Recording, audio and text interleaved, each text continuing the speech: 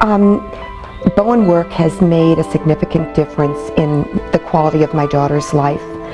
When she was growing up, she frequently complained about discomfort in her feet, and the pediatric office would say that it was probably growing pains.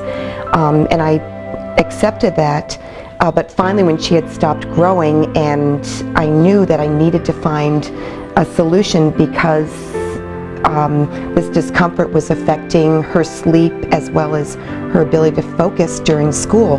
The nurse practitioner had also given us the idea of trying Bowen work. She said that other people had found it to be very helpful, and it was really my last hope for Emily to finally be freed of this discomfort. Emily began to notice a difference and was able to get to sleep and was not having the discomfort when she was sitting still. So for Emily and I, this has truly made a difference in her life.